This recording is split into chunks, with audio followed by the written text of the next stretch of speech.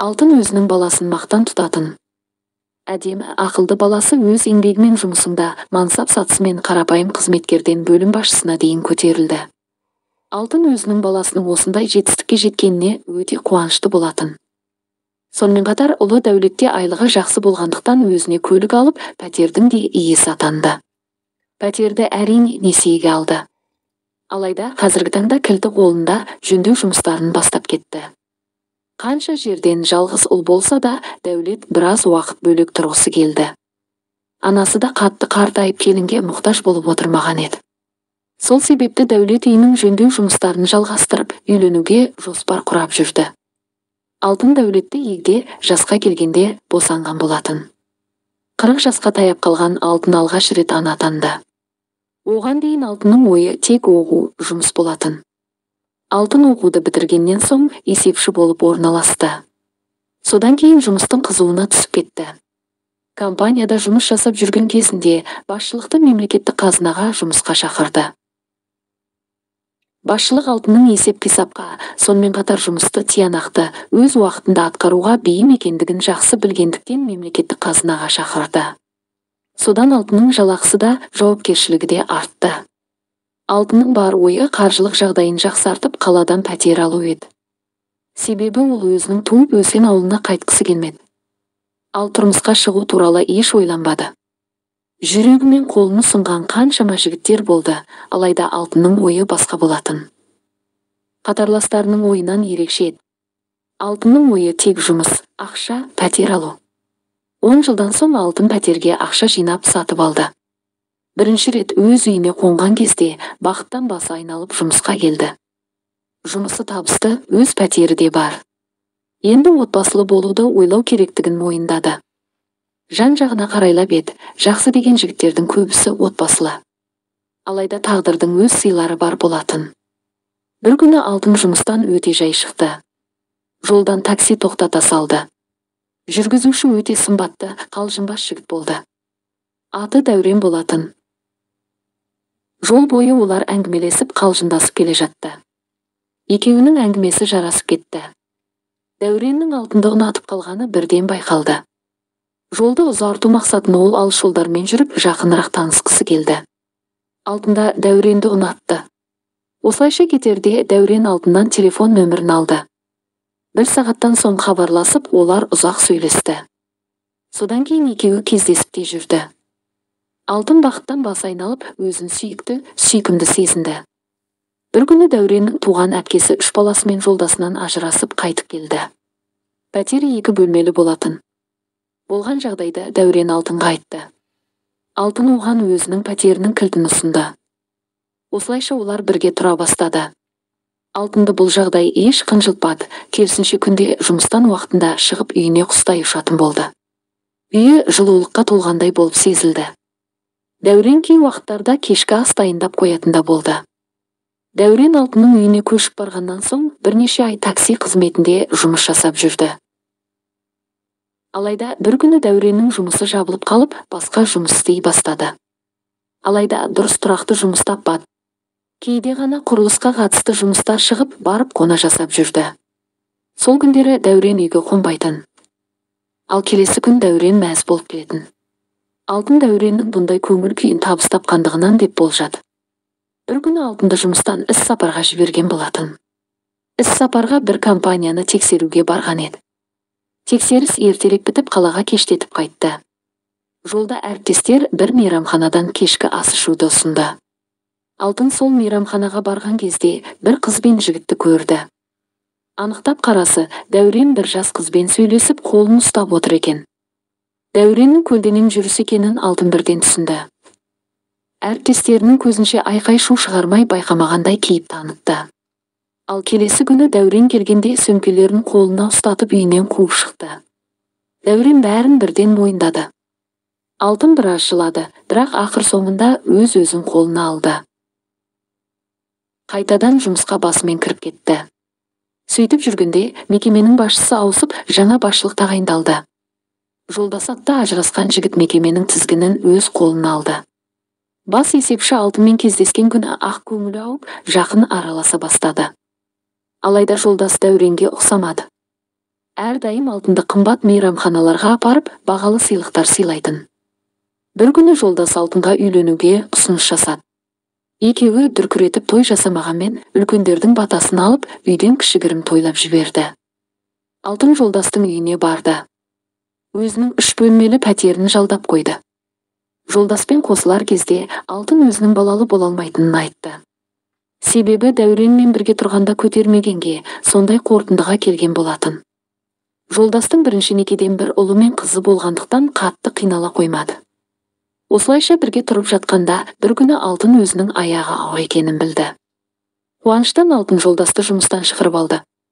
Жолдаста бұл жаңалыққа өте қуанышты болды. Жолдас ұл болатынына сенімді болды.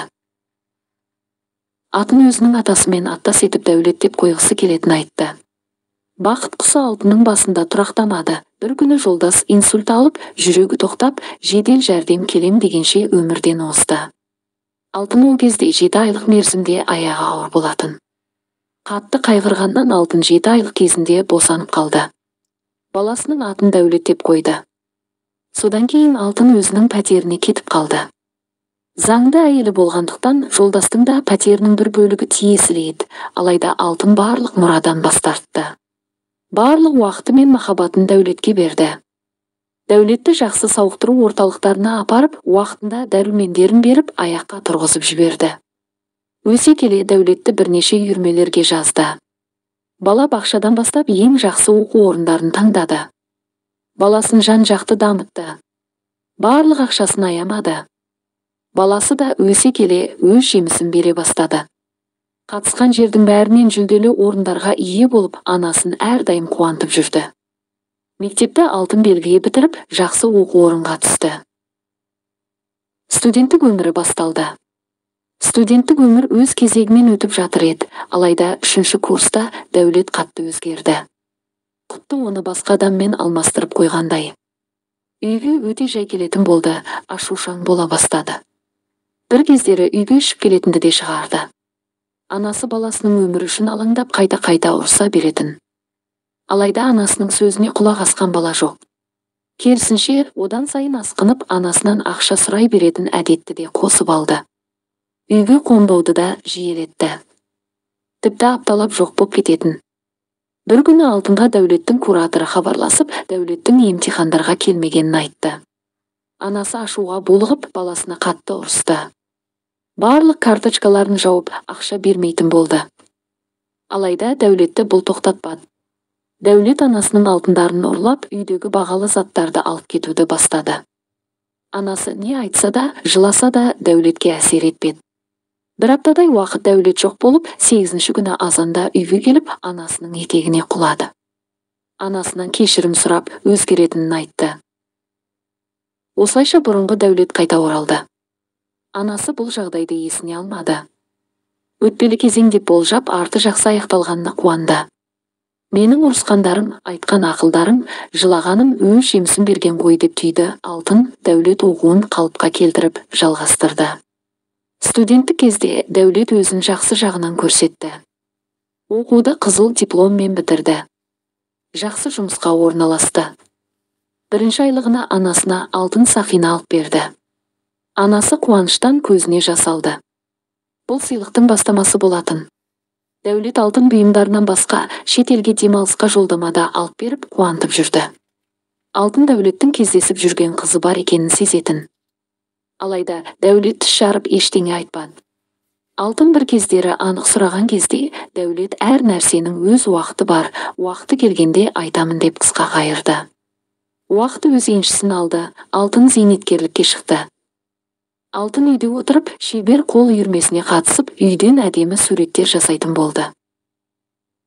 Бұл кәсіп алтынның уақытын тиімді өткізумен қатар тыныштандыратын еді. Бір күні алтын өзінің қол өнерімен айналысып отырған кезде баласы қоңырау шалды. Дәулеттің көңіл күйі көтеріңкі еді. Анашым, бүгін үйге қонақ алып келемін. 3 адамға дастархан жайшы. Жұмыстасың келе ме? Жоқ, анашым, мен кездесіп жүрген және үйленбекші болып жүрген қызымды алып келемін деді. Алтын орнынан атып тұрды. Қуанышы қойнына сыймай, мәз болып кетті. Алтын тұтқаны қоя сала дайындыққа кірісті. Болашақ келіннің қандай екенін елестетіп қуанып, тіпті болашақ немерелерді де армандап кетті. Кеш бата сыртқы есік ашылды. Алтын жүгіріп шықты, болып ұлы кірді. Кейін кішкентай қыз бала кірді. Қыз арық, орташа бойды, ақ құба, шашы ұзын, көздері ботадай, қолында арзан сөмкесі, аяғында арзан туфлиі болатын. Ал үстінде ескі үлгідегі көйлек. Алтын бір қараған бойда осының бәрін аңғарды. Алайда өзін қолына алып күлімсіреп жастарды дастарханға шақырды. Дастархан басында үшеуі әртүрлі тақырыпта әңгіме дүкен құрды. Болашақ келіні де сөз алды. Атым Асылым, Дәулет айтқан болар. Медициналық колледжді бітірдім. Қазір ауруханада медбике болып қызмет атқарамын. Ауылдан шыққанмын. Отбасымда 4 баламыз. Мен үлкенімін. Ата-анам және бауырларым ауылда тұрады. Мен жатақханада тұрдым. Оқып жүріп жұмыс жасадым. Қазір оқу бітіргеннен соң да жұмысымды жалғастырып жүрмін, деді. Алтын ұлының бұндай қызға үйленгенін қаламап еді. Баласына өзі сияқты қаланың жоғары оқу орнын бітірген. Жалақысы жақсы жұмыста жасайтын қызға үйленін қалады. Алайда Асылым Алтынның көңілінен шықпады. Ойындағы болашақ келіннен толықтай басқаша еді. Ақыры Дәулет пен Асылым үйден шықты.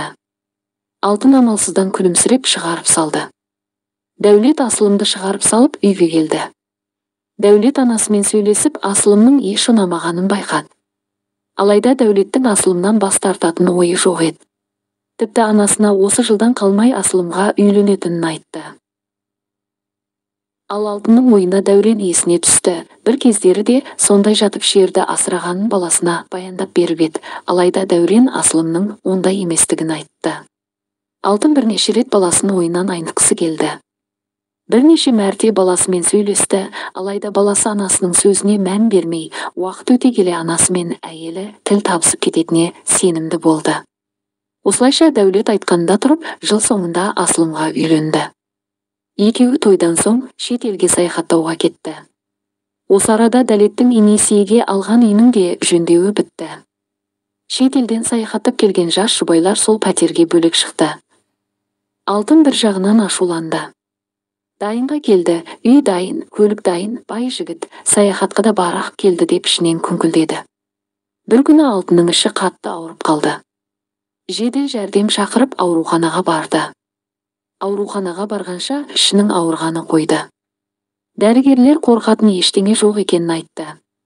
Толық тынышталу үшін дыбыстық сараптама жасауды ұсынды. Алтын мемлекеттік емханаға барғысы келмей, ақылы емханаға жазылды. Емханаға жазылған күні Алтын уақытында барды. Үстел үстінде журналдар жатты. Алтын уақытын босқа өткізбеу үшін біреуін алып оқи бастады. Сөйтіп отырғанда есік ашылып бір медбике шықты.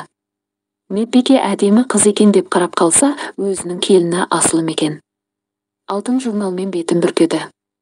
Неге екені белгісіз ол Асылымға көрінгісі келмеді. Журналмен көйлегелеп отырып, Алтын Асылымды аңдып отырды. Асылымның артынан дәрігер шықты. Дәрігер ұзын бойлы, сымбатты жігіт болды. Дәрігер Асылымға ерекше көзбен қарағанын Алтын бірден байқады. Дәрігер мен Асылым ортаңғы бөлмеде біраз тұрды. Дәрігер Асылымның құлағына бірдеме айтып, Асылымда мәз болды. Екеуі мәз-мейрам болып, араларында жай әріптестік емес, одан да қатты сезімнің бар екені Алтынға анық көрінді. Содан Алтын келіннен тіпті көңілі қалды. Бірден ұлына хабарласып, әйелі жұмысындағы дәрігермен көңіл қосып жүргенін айтты. Дәурен анасының сөзін көңіліне де, құлағына да ілмеді. Керісінше анасына Асылымға толықтай сенетінін айтты да, келесіде бұндай әңгіме айтпауын сұрады. Дәулет пен Асылым анасына аптасына бір рет келіп тұратын, содан кейін 2 аптада бір рет, кейін айына бір келетін болды. Соңғы әңгімеден кейін тіпті келуді қойды. Алтын бұл келіннің ісі екеніне, ұлын анасына қарсы қойып жүргеніне сенімді болды. Содан бір күні Алтынның 65 жас мерей тойы жақындап келе жатты. Алтын мейрамханада тойлайтын болды. Барлық достарын, бұрынғы әріптестерін шақырды. Қонақтардың арасында құда-құдағай мен келін баласы да бар еді. Содан бәрі Алтынға жақсы тілек айта бастады. Тілек айту кезегі баласы мен келініне де келді. Баласы анасына алғыс айтып, туған күнімен құттықтап, жүрек жарды тілегін айтты. Сөз соңында анасына сыйлығын берді. Кішкентай қорапша еді. Қорапшаны алтын ашып, ішінен бір жапырақ қағаз алып шықты. Қағаз болашақ немересінің алғашқы өзі суреті болатын. Барлық қонақтар ду қол шапалақтап, алтынды Дәулетті Асылымды құттықтады. Ал алтын болса, беті бұзылып кетті. Бала ұлынан еместігіне сенімді болып тұрып, тіліне ие бола алмай, «Ұлым, бұл баланың сенен екеніне сенімсің ба?» деп қойып қалды. Дәулет пен Асылым тұрған жерлерінде қатып қалды. Анасының осынша төмен түскеніне Дәулет сене алмады. Ал Асылымның көзіне жас келіп, өз-өзін ұстай алмай мейрамханадан атып шықты. Дәулет Асылымның артынан жүргірді. Содан кейін Дәулет пен Асылым алтынның үйіне келмек түгілі, тіпті телефонмен де хабарласпайтын болды. Алтын жалғыздықтың зарын тартып, ұлын сығына бастады. Ұлының исін, сөйлегенін, қалжыңдағанын қатты сағынды. Бір күні алтын кітап оқып отырса, есікті өз кілтімен ашып, Дәулет келді. Дәулет анасымен амандасып сағынғанын айтты. Анасы да сағынғанын жасырмады. «Балам, мен сені сағындым. Сонымен қатар мейрамханада тіліме ие болмай қалғаныма өкінемін» деді алтын. «Өкініп жүрсең, Асылымға барайық. Одан кешірім сұра, барлығымыз тату тәтті отбасы болайық» деді Дәулет. Алайда анасының түрі өзгеріп, «Мен Асылымнан ешқашан кешірім сұрамаймын. Мен тек сол сөзді мейрамханада қонақтардың көзінше айтқаныма өкінемін. Оңашада өзіңе айтуым керек еді» деп анасы да қырсықты. «Анашым, мен осы өмірде біреуге мүлтіксіз сенсем, ол Асылым ғана. Асылым ешқашан ондай пасық әрекеттерге бармайды. Анашым, мен саған бір жағдайды айтып берейін. Сен шай қой. Мен бұл әңгімені Асылымды ең бірінші күні осы үйге алып келген кезде ұнатпай қалған күйімді байқағанымда айтып беруім керек еді» деп анасын тыныштандырды. Алтын өз құлағына өзі сенбей, шай қойып қайнағасын баласы екеуі дастархан басына жайғасты. Дәулет әңгімесін бастады. «Анашым, сенің есіңде ме? Бір кездері менің қатты өзгеріп кеткенім. Үйге қонбай, сабаққа бармай, тіпті емтихандарға қатыспай, мұғалімдерден сөз естіп, үйден бағалы бұйымдар ұрлап, сенен қайта-қайта ақша сұрап, соның кесірінен екеуміз жиі ұрысып қалатынбыз. Міне сол кездері мен өте жаман жігіттердің ортасына түсіп кеттім. Мазақ қылмасын деп басында бірге отырып сыра ішетін болдық. Қыздарға барса қастарында жүретінмін. Кешкі түнгі клубтарға баратын болдым. Жастық шақтың ақымақтығы ғой. Содан бір күні түнгі клубта отырған кезде жігіттердің бірі қалтасынан ақ ұнтақ алып шықты. Бұл есірткі емес, жай энергия, қуат беретін нәрсе деп сендірді. Бәріміз сусынымызға қосып ішіп алдық. Содан кейін мен өз-өзімді әлде қайда сенімдірек сезіндім. Сөзі ұнамағанмен жұдырықтаса кететінмін. Қызға сөз айта алмайтын, ұялшақтығымда су сепкендей басылып, ұнатқан қызды өзіме қаратып алатын болдым. Түнді қызсыз өткізбейтін едім. Ұяттан жұрдай болғаным сонша, ақша жоқ кезде үйге келіп сенің алтындарыңды оңай ала салатынмын. Оны сатып жігіттерден ақ ұнтақты сатып алып жүрдім. Себебі сол ұнтақ маған ерекше күш пен батылдық сыйлайтындай болып көрінді. Осылайша университетке баруды қойдым, емтиханнан құладым. Екеуміз қаншама рет ұрыстық, бірақ арсыз боп кеткенім сонша сенің сөздерің мен көз жасың маған еш әсер етпеді. Бір күні таңға дейін клубта отырдық. Ішімдік, темекі, есірткі есепсіз кетіп жатты. Содан сол жерге полиция қызметкерлері келіп қалды. Жігіттер өз жөндеріне қаша жөнелді. Мен де бас ауған жаққа қаша жөнелдім. Қашып келе жатып, менің басым қатты айналды. Құсып басып айналып, аялдамаға әрең жеттім де есімнен танып қалдым. Аялдамада бір қыз отырған екен. Ол қыз менің түрімді көріп, бірден жедел жәрдем шақырып, менімен бірге ауруханаға барған. Ол қыз Асылым еді. Таңертең оянғанымда дәрігер маған егер Асылым жедел жәрдем шақырмағанда мен өліп кететінімді айтты. Сол сәттен бастап мен Асылымға ғашық болып қалдым. Оның кең жүрегіне, әдемі келбетіне құтты бір періште еді. Ауруханада менің бар жағдайымды жасап, сауығып кетуіме көмектесті. Шыққасында екеуміз кездесіп жүрдік. Асылым періштедей пәк болатын, жүрегі де көңілі де. Мен одан айырылып қалғым келмеді, сол үшін де оған лайықты болуым керек деп шештім. Содан мен жағдайымда оқуымды қалыпқа келтіріп, оған үйленуге ұсыныс жасадым. Бір күннен соң сізбен таныстыруға алып келдім. Әрі қарай не болғанын өзіңізде жақсы білесіз. Ал сіздің ауруханада көрген жігіт ол Асылымның нағашы жағынан туысқаны, Ернат, оны мен танимын. Ернат та кезінде мемлекеттік ауруханада жасаған еді. Мен ауруханада жатқан кезде Ернатпен де жақын дос боп кеттік. Содан соң Асылымның аяғы ауыр екенін білгеннен соң, мемлекеттік ауруханада жұмыс ауыр деп Ернатқа айтып, Асылымды соның қасына орналастырдым. Ернат үйленген баласы бар жігіт. Бірақ Асылыммен тетелес болғандықтан қалжындасып ойнайтыны бар. Ернатпен де біз ауруханада жатқан кезде дос боп кеткенбіз. Деп Дәулет сөзін аяқтады. Алтынның көзіне еріксіз жас келді, себебі сол бір шақта баласының қатты бұзылып, үйіне қонбай, сабақтан шығып қалғанын білетін еді. Алайда мұншалықты есірткіге салып кеткеннен бейхабар болатын. Алтын ұялғаннан жерге кіріп кете жаздады. Басын шайқап, ұлым, Асылымнан ұят болды ау. Асылым менің баламның өмірін сақтап қалған періште екен ғой.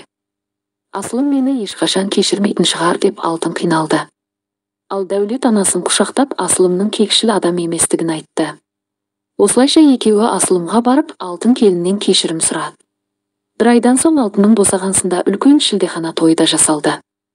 Алтын елдің көзінше келініне риза екенін, оны өз қызындай жақсы көретінін айтып, тағы бір мәрте кешірім сұрады.